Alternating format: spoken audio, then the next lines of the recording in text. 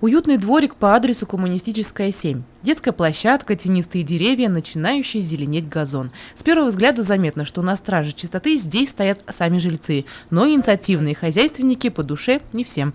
Прошлой осенью жильцы во главе с председателем домкома спилили кусты сирени и акации, что совершенно не понравилось соседу-пенсионеру Рахмету Галимову. Как в своем саду. Это же так не делается, все красоту тут уничтожать. А главное, трассы тут озеленеет город. А в квартале что делается? Уничтожение идет. Просто дикарское уничтожение. Почему это помешало им, не знаю. Так красиво было летом здесь. А сейчас вон одни пни торчат, вот они.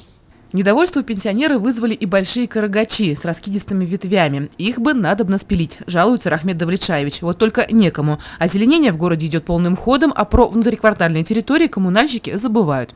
Разобраться в вопросе окончательно нам помогла старшая по дому. Оказалось, что с пенсионером Галимовым у жильцов дома конфликты идут давно.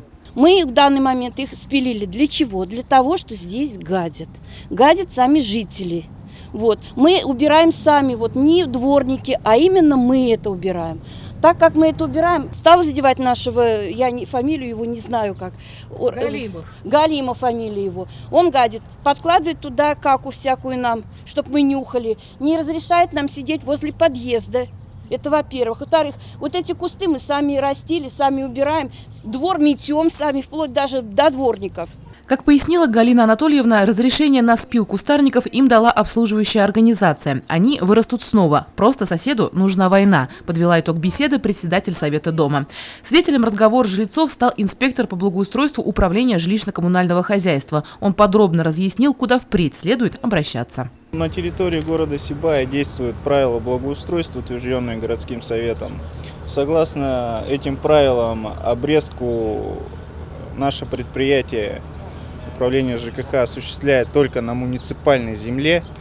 Придомовые территории, которые находятся внутри дворов, здесь осуществляет обрезку управляющей компании, в чьем управлении находятся данные дома. Поэтому необходимо писать все заявления туда, и в соответствии с законом будут приняты определенные меры в установленный срок.